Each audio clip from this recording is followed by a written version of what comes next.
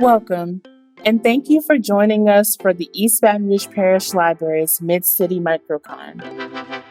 Although this is our third year doing the Mid-City Microcon, this is our very first 100% virtual con. The Mid-City Microcon is a celebration of diversity in comic book characters, creators, and their fans. This event provides a free, inclusive opportunity for new and lifelong fans to find themselves in the world of comics and art, both on the page and behind the scenes. We strive to amplify the voices of creators who challenge the status quo, especially those who have been historically underrepresented in the comic book industry, and also local creators from Baton Rouge and Louisiana. Unlike many comic book conventions, the Mid-City Microcon does not charge a fee to vendors nor attendees, thereby allowing more freelance, independent, and self-published creators a space to showcase their work. For more information about this year's Microcon, as well as previous years, please visit our website at ebrpl.com/mcmc. Thank you. I wanted to start off with pretty much something that's on everybody's mind, thinking about the loss of Chadwick. And one of the quotes that he said that I thought was so impactful in an interview was that when talking about Black Panther, the film, is that everyone is a hero of their story. And that unplug the mic. Maybe the Rode mic is a problem. And that film was vitally important because there was no villain. There was no one who thought that their actions were inherently evil and that everything that they did was with the intent of performing something that was meaningful to them. I mean, everyone from the museum that collected the objects, from each of the characters who had a stake in their claim in life, and just the importance of understanding how important it is that we talk about our narratives in a very broad and somewhere between broad and succinct way to make sure that people can reimagine and how these places become an amalgamation of what actually is and the understanding of what it could be. So is everyone here and can talk now? So we can get started with some questions. Say something more. Yeah. Testing. Yes. You hear us? I can hear you guys. Okay. So we are all here. We're having technical difficulties. You know what? In this world of trying to figure out how on earth technology works, and living a great deal of my life on Zoom, it's you're definitely developing those skill sets there, and always a few minutes of technical difficulties. But I'm glad to have everyone here. So I want to start with introductions. We've got some amazingly talented, in researching for this panel, I was blown away by the content and the diversity of interest and beauty of which each person brings to the table. So Moana McAdams, she's a multi-talented, multi-passionate creator.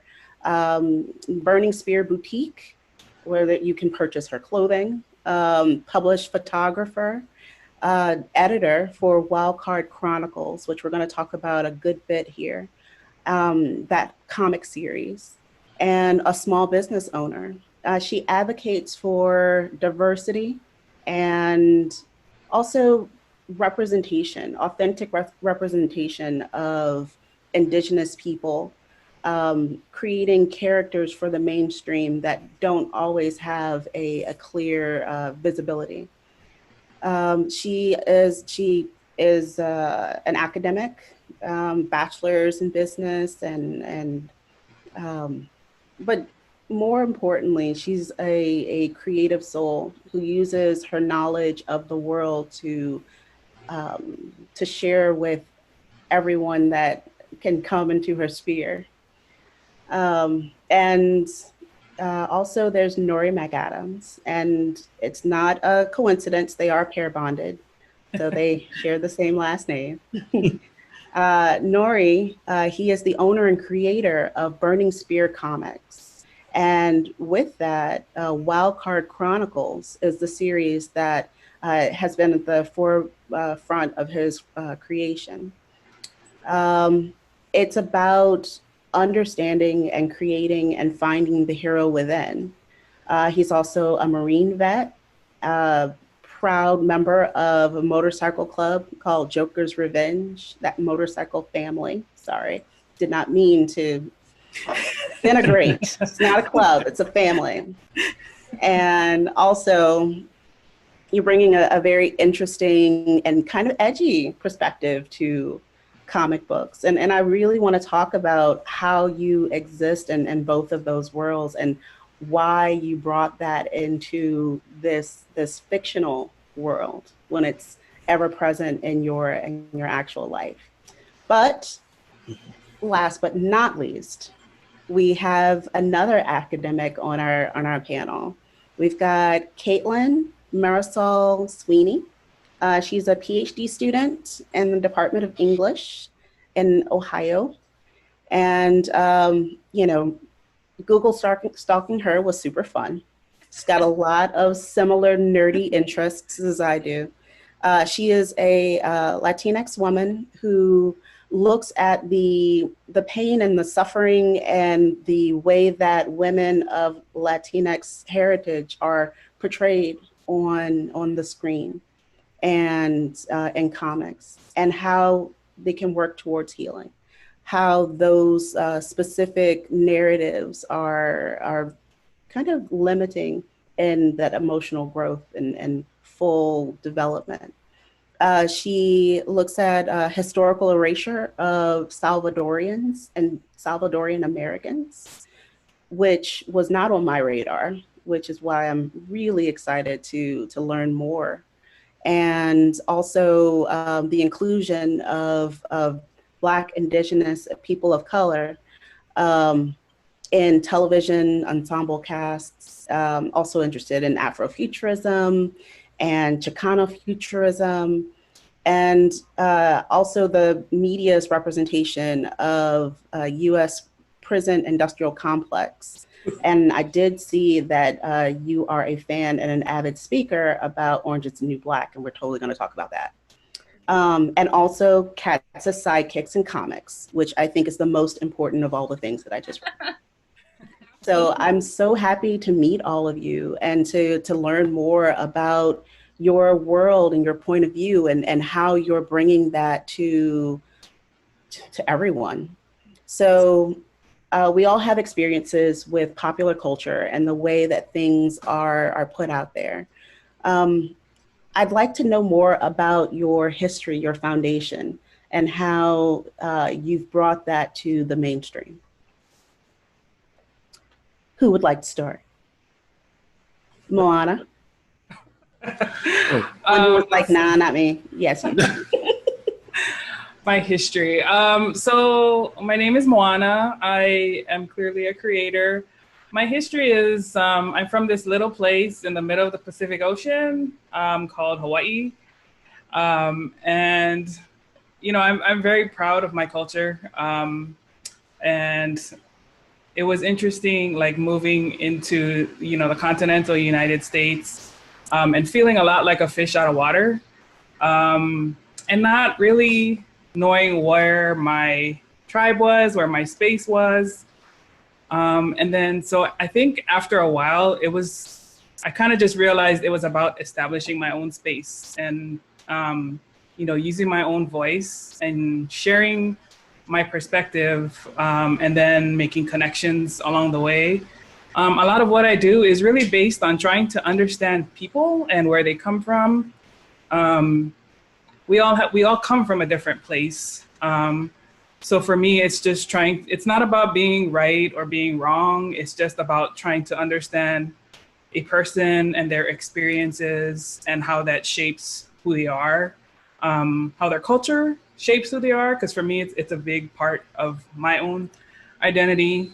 And then kind of bring it towards the topic of today. It's understanding like the past history of your own people, especially because it's often, if you're a person of color, it's not found in mainstream. Mainstream is dominated by Western perspectives. So you can't sit around and wait for someone to represent you and represent your people, your voice, your identity, your culture. You have to take the initiative to do it for yourselves, because you know, that's just the way it is. You have to be proactive about it.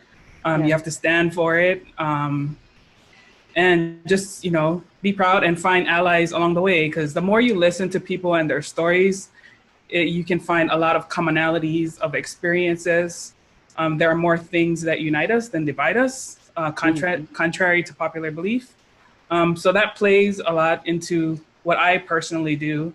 And then, yeah, I mean, my husband here is my partner, and he can tell you a little bit about his perspective too. Yes, please. How you guys doing? First, I want to take a quick second to acknowledge an awesome man, a person that we had the privilege to meet and hang out with a little bit twice, not once, but twice.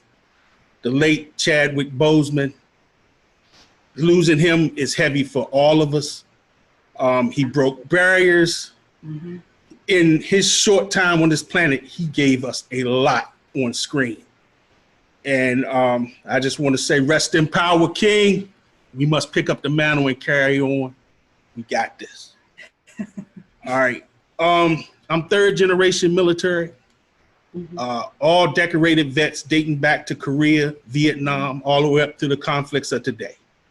I have a unique perspective because I can't understand why a country that my family for generations has fought for is trying to constantly kill us.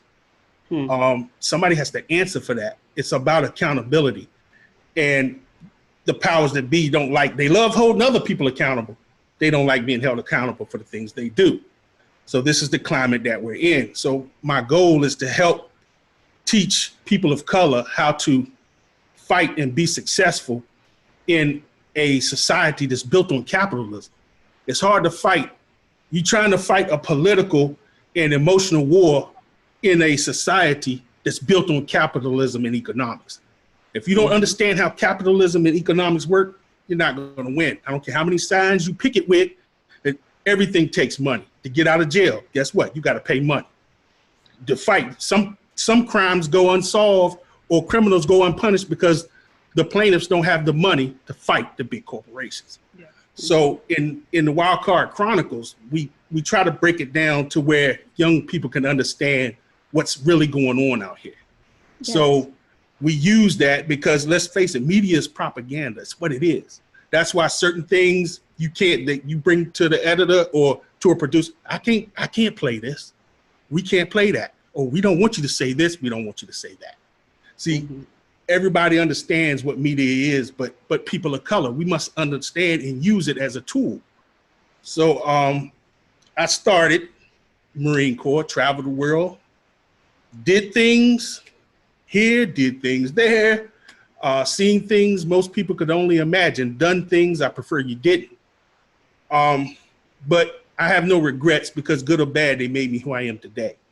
So once I got out of the Marine Corps, I became a mechanic and took up the love of motorcycles. It's a way to channel my aggression.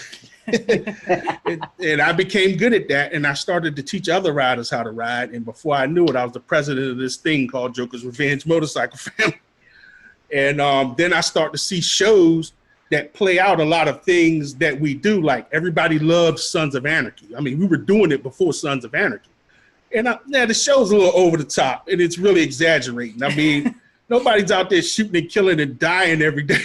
But that's entertainment. But right. A lot of the things in there are real. Like, for instance, a motorcycle organization has to be a business. Okay. In order to survive and evolve, you have to have a business. Even Sons of Anarchy knew that. They had the garage, they had the candy store, they were mechanics. So most of Joker's Revenge are mechanics. I'm like, wow, man, are they really telling our story? And then on top of that, I knew we needed business, so I became a federal firearms dealer. So my job, not only do I traffic firearms, my job is to keep those firearms out of hands of people that those firearms shouldn't be in their hands. So I'm like, whoa, we're gun dealers too. If I'm not mistaken, Sons of Anarchy is telling our story. So that's what that sounds like. I know, right? So that's really fascinating, though. I mean, you know, like you are understanding that like this is a business, and we need to be multifaceted, and you are absolutely doing that. I love that. Thank you. Oh, you're welcome. And Katlin, please tell me, how have you been able to bring it back to talk about how your past creates this future? Totally, yeah. Hello, everybody who's watching. My name is Katlin Marisol Sweeney. I'm from California. I'm not from Ohio. Grad school is what's brought me to Ohio. I'm from a city in California called Temecula. And I bring that up in part because I think a lot of my interest in comics and pop culture is because growing up as a biracial Latina with a white dad and a Salvadoran mom, when I would look to media, I would see representations, but not necessarily representations that encapsulated the fact that, like, I am one of many people who's biracial or who's mixed and whose experiences don't really fit into those little kind of like singular boxes almost that you can think of them. And so I think that for me, I have always avidly consumed whatever pop culture I could get my hands on. But definitely, I think I was feeling sort of a lacking in a lot of ways. And I think that that even extends to when we think about, you know, like people of color, when we think about like Black and Indigenous folks, when we think about media, oftentimes we even get very clear assumptions about sort of where we exist. Like for Latinx folks, there's always an assumption of that we only exist on the coasts or we exist in the US Southwest. And so I think that that's for me something, being from California, I think that one of the things I observed, especially when I moved to Ohio, is folks would be like, oh, where are you from? And they would kind of give me two options. It was LA or San Diego. And even though my family is from LA, my experience was growing up in Riverside County. And so I think that was something that was really fascinating to me, of like, almost feeling like sometimes, you know, and folks don't mean harm by it in a lot of cases, but it almost felt like there was sort of like a multiple choice question that I would have to answer when folks would introduce themselves or get to know me. And then let alone the fact that I'm Salvadoran, right? If I say I'm Latina, people are like, oh, you're Mexican. Cool. Like, I know everything about you. And then when I introduce myself and say that I'm Salvadoran, people are like, I love pupusas. So they boil it down to food that they recognize, which, you know, I'm like, they're great. I love them for sure. But I think all of that's to say that for me, I think I just have increasingly become aware of just how much our media indeed introduces folks to us, but also really attempts to constrain us. And I think this gets back to like what y'all were just saying about just kind of how capitalism and all of these things control everything. Because we sort of have these really big mainstream representations of us that oftentimes rely on stereotypes, or something that I'm really interested in is that we're at a moment right now where we're sort of being offered seats at a table, but folks are not thinking about how to make those seats equitable, right? We're in kind of this equality model of like, so long as all of us are there, it works, right? But then there's sort of less attention paid to the fact that like maybe one of our chairs has a busted leg, or like our chair isn't actually close to the table, or like our chair behind people. Totally, or we have to bring the chair ourselves, right? So I think it really that's something I'm really interested in now that I'm in grad school, is just really thinking about like, how are we advocating for radical futures that have equitable models that also don't like forget about the ways in which like we are multifaceted people, but also that we have needs as queer folks, as disabled folks, as folks who kind of, you know, could be gender expansive, right? There's a lot of different ways that we can exist. And our existences oftentimes are way more interesting and exciting than what we see on TV. Absolutely. I mean, the importance of understanding representation in popular culture, like, you know, as academics and thinking of things, the way that we tell our story are through our narratives. And at one point in time, they were these literary novels. Now, the way that we principally consume is through media. And so one of the things that I did note is that you identify as queer, you identify as Latinx, and it's further honing in on the truer self that you have. How do you feel that this level of authenticity is a better representation than the stereotypes that people tend to try and put you in that box?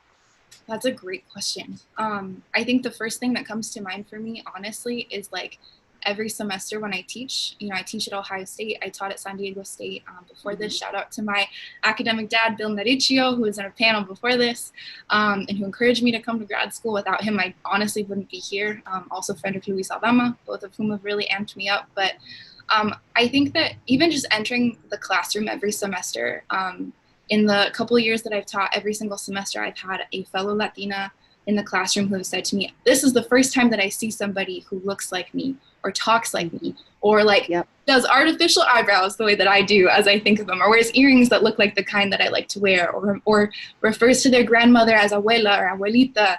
And so all of that's to say that I think for me, a lot of the conversations I've had with my students has been about kind of it's okay to ask for more, right? And to actually demand more instead of, I think, passively just being like, this is as good as it's gonna get. Because I think growing up for me, I was like, all right, I've got, role models like Nancy Drew or Hannah Montana or, whatever it might be, right? And I loved those characters, but those characters were also limited, not only because their friend groups were limited, but also because just like, we deserve to see more protagonists who are women, who are Latinas, who are nuanced. And I think that that's sort of what, for me, even in my own life, I've had to really kind of think about for myself as well, of like, how am I internalizing certain ideas about what I'm capable of or allowed to be? And I think it gets back to capitalism as well, in terms of like, what do I perceive of myself as being only as worthy of based on those models? And I think for those reasons, that's also why I'm really honest about how I talk about my identity, how I represent myself to people. Because growing up, I would have really liked to have had more representations of mixed Latina women who also struggled with an eating disorder, or who was a primary caretaker in their household and was like having to make difficult decisions to make sure that I could like be there for my family.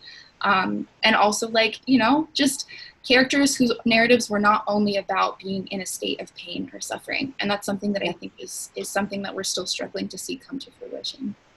Absolutely. So, to get kind of meta, and one of the podcasts that you were interviewed on, you talked about Dora the Explorer and how she doesn't have that level of angst. And it's not just repressed, it's an understanding of, yes, this exists, I'm gonna still move forward in my whole self. Totally. But it's also developing that lexicon, understanding that we're expanding what it means to be present and our whole selves. And also by doing that, we're expanding the world that we exist in. And one of the really interesting things, Moana, that I saw on your website is that you have a clothing line, and a large part of it is talks about a pico. What on earth is a pico, and why should I be protecting it? So your pico is your belly button. And in the context of creation, it's like the origins of where you came from. It connects you to your mother, who is your previous generation, and so forth down the line. So your pico is protecting your origins, your roots, where you come from, being proud of it, standing up for things that you believe in. That's something that's really huge for me, and kind of going to Katlin's comment about, like internalizing what you see and what you believe about yourself. It's actually one of the reasons why we started to do what we do, because having those positive role models and images to show like regular people that you can achieve whatever you want to put your mind to. Will you have the same access to resources to everybody else? No, that's clearly not true. Not gonna happen, right? Right. Yes. But that is not your limiting factor, right? You can, it's you have a choice on how much you want to fight for what you believe in. And so creating the Wildcard Chronicles, creating the clothing line, it's it's just all about reaching out to regular people and letting them know that we're regular people too, you know. I remember at one point I had friends back home that, you know, they were like, "Oh, you think you're too good for us now?" And I'm like, why do you say that? "Oh, well, because you're doing this and, you know, you're all successful." And I'm like, yeah, but I didn't have anything that you didn't have, right? Like, it's just, that was my choice, and that's how I, you know, decided to live my life. Right. And so, you know, that kind of took me aback. Yeah. But in fact, you're expanding the world in which people can know about the culture, about language, about history. I also looked at your books, the Fishing Day with Papa Ray. Oh, yes. Yeah. And okay. Please tell me more about it. So that's a book that I wrote. It's actually in honor of my father, who passed away three years ago. We lost him to stage 4 cancer. And so writing that book was kind of a way of me to deal with my my grief and just the really sad, heavy feelings that I was going through at the time. I couldn't really talk to people or explain, you know, like what I was going through. Because my dad was my best friend. We were very, very close. So that was my way of capturing his legacy, some of the really important lessons that he has taught to me, very simple ones, but I still carry it with me to this day. And also for, you know, my niece and nephew, who were very young when he passed on, and to help them, you know, remember their grandpa, because, you know, because they were young, they're only going to have so many memories about him, right? But, and as they were, you know, going through their own, you know, little kid grief in their own ways, right? Whenever they couldn't, you know, were missing their papa, they could easily just open up the book and there he is, you know, he's right there with us. He's still with us on the spiritual, you know, plane. And that was just my way of honoring his legacy, and in turn also, you know, like starting my own legacy. Yes. No, that's beautiful. And, you know, it's very evident that family plays such a large role in the way that you develop narratives. And Nuri, I love that the main characters are brothers in the Wildcard Chronicles.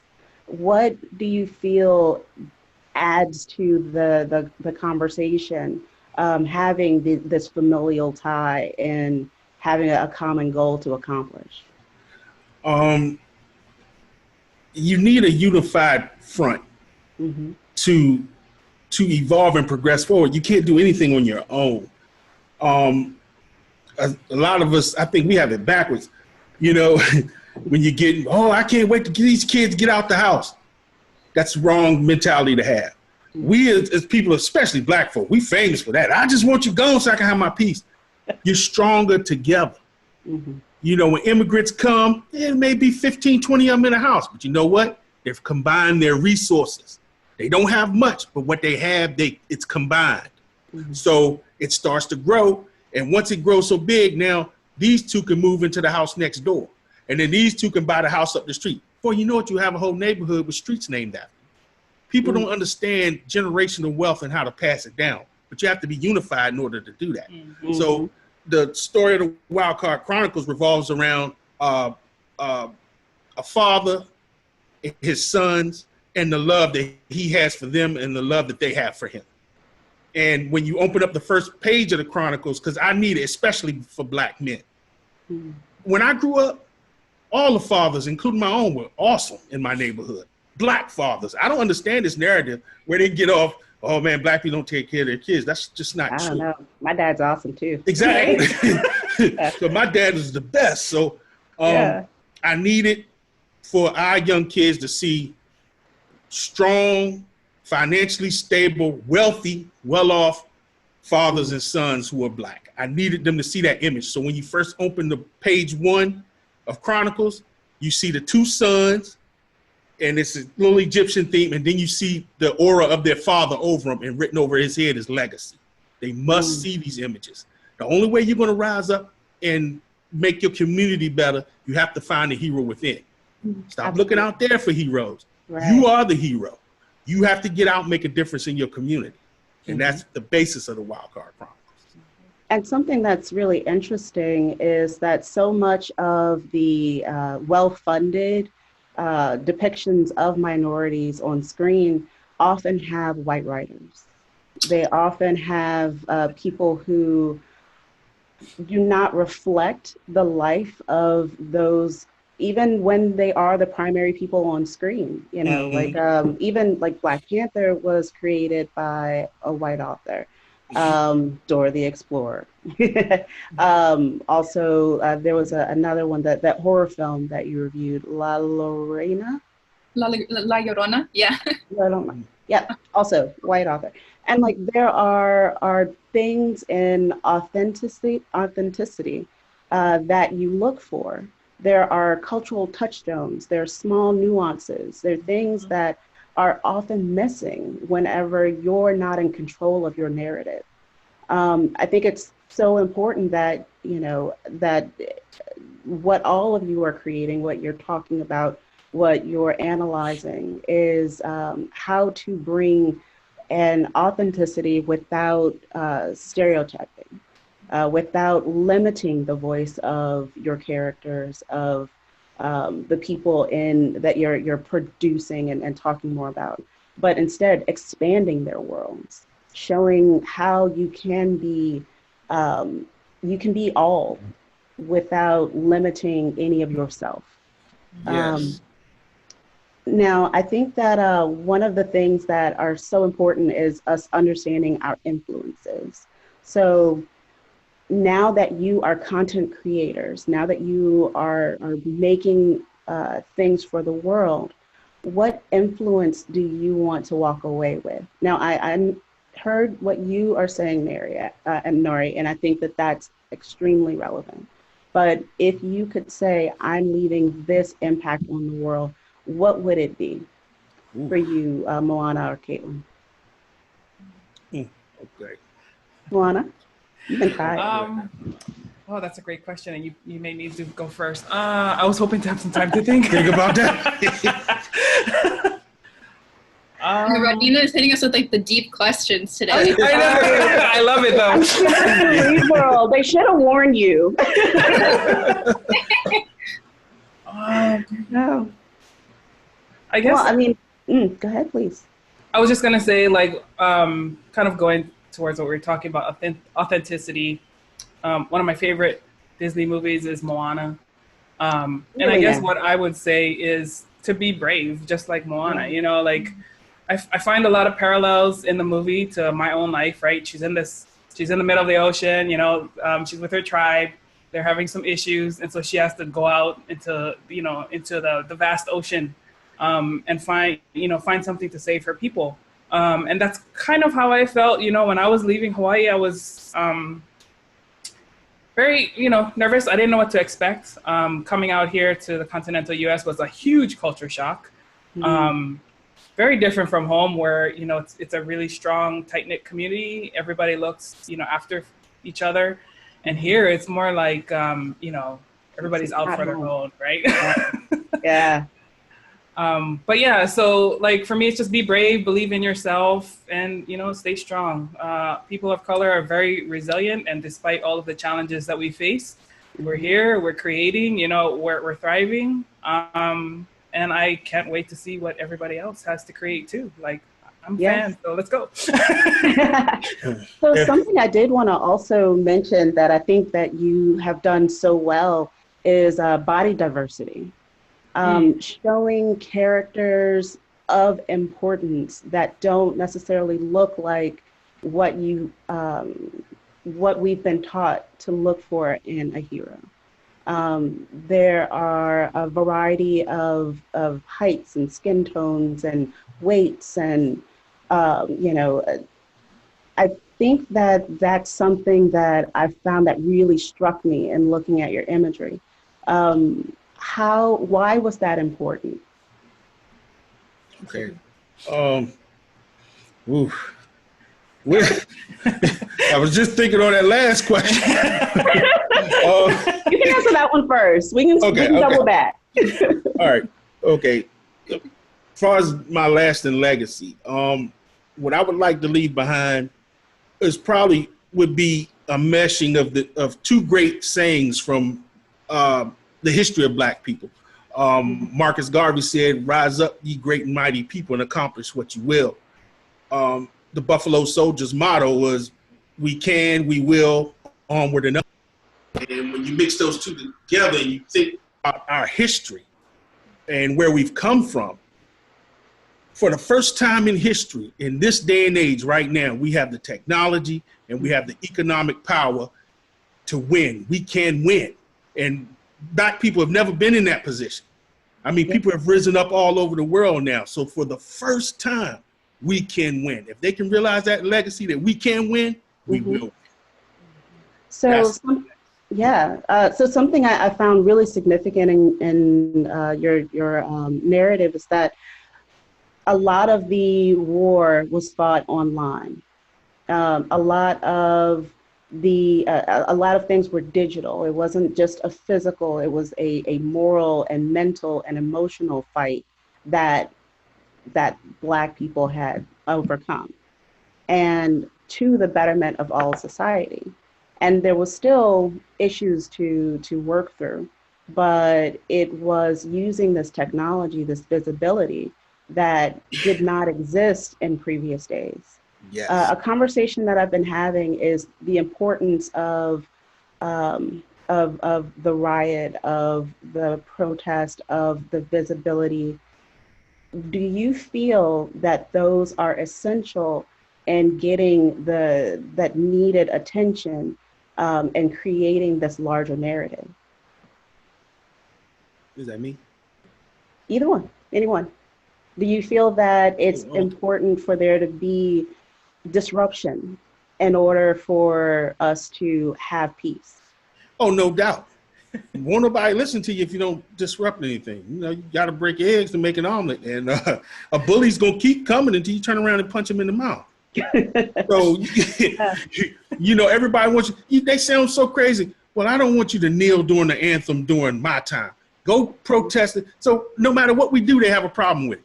Don't kneel during that. Okay, so we won't kneel. We won't sit down during your anthem. We'll kneel. Well, we don't like you kneeling. Okay, so you don't like that. So then you go protest out in the street. Oh, we don't want to see your protest. Okay, look, then what do you want from us? Mm-hmm. I mean, you shooting us in our back 7 times. We got to do something. Mm-hmm. Yeah, I mean, it's become so often that you can tell that capitalism is the main draw, because whenever things are destroyed, people pay attention. Pay attention. Yep. When lives are lost, whenever people of color are killed, there's no real attention that's brought until it intersects commerce. And that's the same thing with the sports. It's the same thing with rioting. It is when property is destroyed, when you're interrupting a system of income, then that's where the attention lies. So one of the things that I did want to ask, and being kind of in the opposite of a commerce-driven creative market, Katlin, you make zines. You still, and they are the same cut and paste and DIY art, and you have them online that are available. Like, it's the same printing at Kinko's, but in a digital format. Why did you decide to do something that didn't put commerce first, but put the creativity first? Yeah, I gotta shout out my mom, because I used her scanner for many years. Yes. Like, she deserves that credit, and I still honestly do pretty much do everything from my home. In part because I didn't drive for most of my life, so I was like, I can't get anywhere, so I guess I gotta figure out how to literally do it from where I am. But I think that my zine kind of, I guess, like, time as a zinester, if you will, is definitely influenced by the fact that when I was younger, it was a real big deal when my mom would, like, let me get magazines, and it'd be like J14 or Tiger Beat, or like, I moved on to the harder stuff of Vogue and like all these different like fashion magazines, and I would cut them up, and my mom would always be like, why are you buying things to cut them up? And I found it really therapeutic in a way to kind of like take something, as I think on it now, I think it was almost this way that I could make something that was sort of put at me and make it into a tool that could be repurposed into something else. And I think I'm really interested in that practice of retooling what's made available to us, because I think that for a while, I think I assumed like, well, I can't create things because I don't have access to capital, or I don't have access to like all of the, you know, kind of fancy schmancy routes that you're supposed to go through in order to do things. But I think that the what I started to realize is like, oh, okay, when I was a kid and I got like, you know, a Barbie video camera that I could run around the house and like film my siblings and me goofing off and stuff, like that's the beginning of me learning how to like put projects together. And like I had one little VHS tape that it could be recorded to, so I'd have to very masterfully edit because it was just a matter of stop and start and stop and start. But doing things like that, as well as like when I was in elementary school, I started making little books and I'd bring them to school, and I'd be like, this is the book that I wrote this weekend, y'all. And so I think really since I was younger, I was like, this is what I'm going to do, and this is how I'm going to do it. And I've always been very mouthy, as I think my mom would also say. I've always been very unapologetic and just shameless and like, this is who I am. This is how I present myself. Take it or leave it. Good for you if you like it. Good for you if you don't. Love it. And I think that's carried through in the zines that I make now, because I think a lot of what I'm interested in currently is just about like amplifying other folks. I think that kind of something that's really on my mind that I think overlaps with what we were just talking about with protest and rioting is like, we don't always have to be the ones speaking, right? Those of us who are creating things, sometimes we're doing that work to be able to amplify others and bring them and uplift them so that they're in the foreground. And sometimes like, leadership is about knowing when to take a step back and be like, I don't have to be Yes. You know? Absolutely. Like, honestly, I really enjoy passing the mic. So this is one of those few occasions where I'm like, oh, I have the mic. Yeah. Kind of Yeah. You want to know exactly how you feel about it all. Totally. And that's also partially why I'm the central coordinator for SoulCon, which is the Brown, Black, and Indigenous Comics Expo at Ohio State. And I stepped into that role last year thanks to Professor Aldama. And one of the things that I'm really passionate about is centering the work of queer folks, of disabled folks, of women, right? A lot of our comic spaces are still male-dominated. And just trying to think about whose voices are there, but also compensation models, right? Paying folks when we can pay them is really important of a practice. Pay artists. But I think also like the thing that kind of, I think circles or loops me back to your original question about kind of inspiration or legacy is I really do like fundamentally believe that we have to treat people well. And if we're not treating people well, then I think that the work that we're doing is meaningless. And so to me, it's much more important that like when I engage in a dialogue with somebody or I meet somebody, my hope is that they feel like seen. They know that I've listened to them, I've heard them, that I care about them, and I care about them first. And all the cool stuff they do is awesome, and I will amplify it and like, you know, throw the affirmations anytime that I can, but I really am invested in like the wellness of people, which is also why I'm really passionate about organizing with local labor and abolitionist groups, because I think that one of the groups that fundamentally gets forgotten is incarcerated folks, because they are still fighting to be treated as people.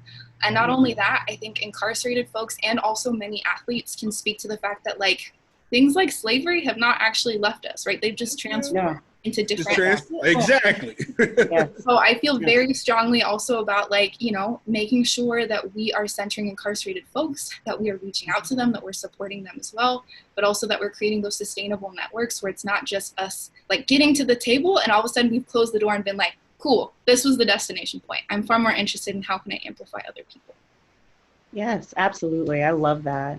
You know, something that I found that resonated throughout all of what you do in your interest, Katlin, in Chicano and Afrofuturism, and Moana and Nuri, the way that you, the world that you've created, is that you're all dismantling something to build something new, something amazing, and giving our future something that we can work towards. It really reminds me of how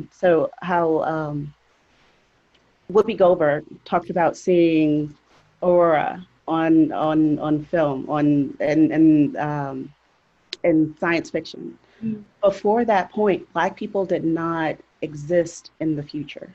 There was no depiction of future excellence and representation. And so understanding that what you are creating is building a future in which you have a reflection. something I shared on Facebook yesterday, and was talking about how there was an author who is a Latinx author, and I can't remember his name right now, but he mentioned that he created these books, these novels, so that there would be a reflection of himself, because he felt like a monster. And so pulling the monstrosity, the lack of reflection, like a vampire that doesn't see its reflection, we are creating worlds in which the monstrosity is gone, in which you have a clear and present reflection. And it's not just a footnote, it's not just part of the ensemble cast, but they are the focus of what everyone should be paying attention to. So, Moana, how else do you feel that the world needs to be dismantled to be rebuilt? Oh, these deep questions. Sorry. That's good. That's good. I like that. Well, I mean, I guess I'll kind of go off of what Katlin was saying in the prison industrial complex. We need to look at our judicial system. You know, now that marijuana is legal, do we have people who are unjustly, incarcerated? Like for people who are up on marijuana charges, there's also the case where, were they even guilty in the first place? But, if we are changing certain things in our laws, then, you have to be retroactive in, all of the things that have happened since then. Absolutely.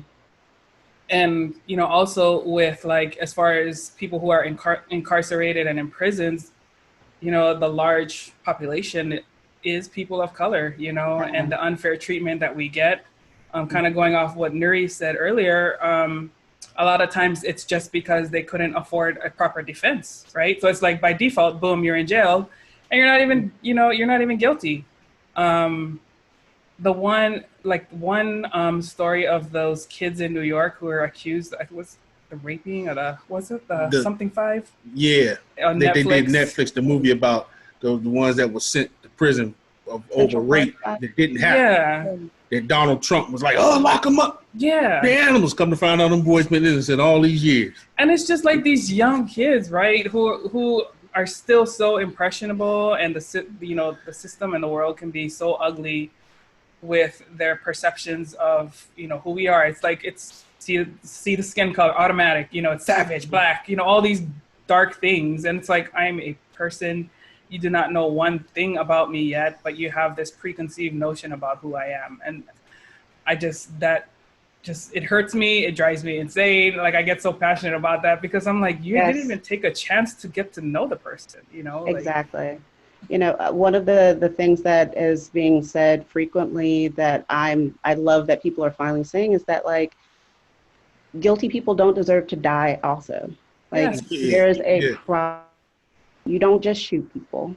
Yes. That's not how this works. Exactly. And then too, like equating their history with their value and how we as a society value individuals, how we can see the humanity in a lone wolf, but we can't in the angry savage who's attacking this person. And so, media has a large role in the way that that our humanity is acknowledged.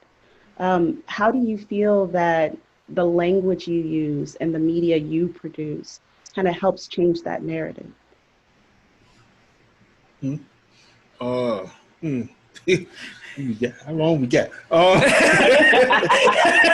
I'm here all day. They've got She can't talk about this all day. Yes. Well, people not gonna like to hear this, but a lot of the language in the Constitution is the problem. Yeah, I said it. See, that's the people don't want to talk about. It's almost the amendments. Let me tell you something. Y'all need to read that thing close. The amendment does not abolish slavery. It never did. Nope. Abraham, and I don't care about freeing no slaves. Nope. If I could preserve the Union without freeing one slave, I would. Mm-hmm. It was not about slavery. Mm-hmm. They say, well, we'll abolish it except in the committance of a crime. Oh, that's convenient for the person that's making the laws. Right. Because anything you do, I can deem a crime because I'm in charge, I'm making the law. You standing around here too long, you lower it, lock you up. Now you're enslaved again. Right. That's how your prison industrial complex grew to what it is today. And it's all privatized. People making big money off of that. Yep. It's also Oh, yes. a big part of capitalism because there's a lot of big corporations that are leveraging that free labor to prop up their big companies that they have built. And so a lot of people don't realize that. Like, my company could be huge if I had this labor force that was working for free. Do I want that? Yeah. No, absolutely not. I tell people, But that's how this country was built. I tell people all the time, what are they trading on the stock market? Money? No, they trading stock, resources. Slaves were the first stock. Money didn't determine in those days how rich you were, how many slaves you owned did, because that's 100% return. See, that money I can spend and burn, it comes and goes. But if I got the resource, the machine that's creating the money, them slaves picking that cotton, it doesn't matter. As long as I got the land and the slaves, I'm wealthy. Yeah. It's about, it comes back to capitalism. Yep. And the values that we have as a society. Do you feel that as a minority, power looks different than how it does for white people? Like, is this a different understanding of what it means to actually be powerful?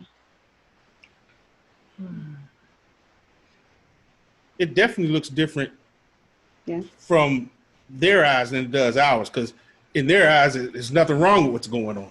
That's why they don't like to see you protest, because they're benefiting. See, as long as you're benefiting from it, you don't care what's happening. So yeah, from the power dynamic, it looks totally different from what we see. In fact, when we talk about, if you notice, no extra, they just want equality. But the powers that be have been getting away with it for so long. To them, equality is oppression. Something too that I wanted to throw in there, because I was like, oh, this makes me think of something that I think is really important. It's like, I think also just kind of, it's good for us to be cautious about how, one, universities also profit from prison labor or for incarcerated labor, right? And are much less willing to admit to that and don't like to be held accountable for that. But also, I think when it comes to power, I think something to be wary of is like, we've seen a shift in the last few years where sort of multiculturalism or diversity or even like queer pride has become sort of more marketable or palatable to the kind of common consumer in the eyes of these big corporations.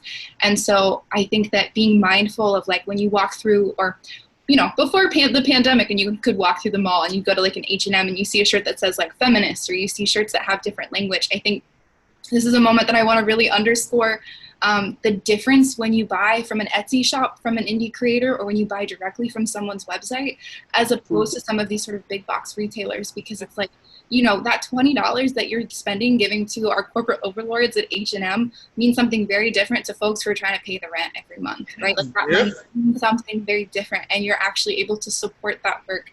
Even if it's $2, $5, right? That means something so different in those spaces. And I think that like, one small thing too, just that I think about a lot is like using language in our daily lives is also one practice we can do to kind of make sure that we're kind of taking sustainable care of each other, right? Like we have scholars like Lisa Maricacho points out that like when we talk about criminalization or being deemed criminal, that's something that happens through the law. It happens through like our social codes, right? But also the ways that we get talked about or represented.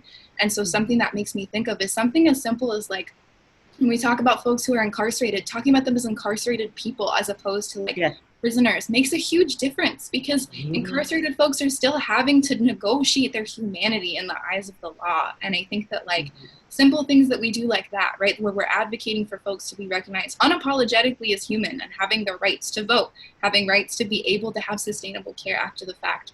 But I think also in the characters that we create, or even just in the work that we do more broadly, I think a really good check that we should always be thinking about is like, who am I doing this work for? Am I doing this work for a line on my CV? Am I doing this work so that I get sort of the, public praise for it? Or am I doing this work because I have a really clear vision of how I want to build a more sustainable world for the people around me, and even folks who maybe I don't come into contact with, but I want to make sure that there's like, an earth left for them, but also a better world beyond what we have, right? Because we're also facing major environmental crises that really threaten our abilities to thrive and exist. And low-income folks are often the folks that are having to shoulder those burdens of environmental effects, or even just pollution and stuff that's created by these corporations. And the fact that we're still dealing with like ongoing effects of colonization, and the fact that we have like the U.S. owns territories and doesn't want to like acknowledge that they're actually colonies and that it's perpetuating awful things, right?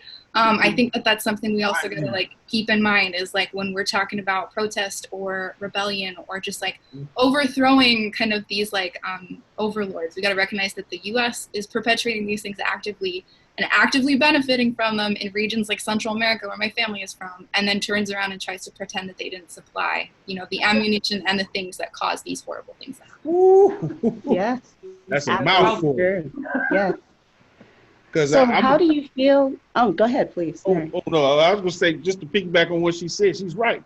From Hawaii, and let's not forget, straight up, they all rape in Africa. Blind. Resources, all of them need to get up out of Africa.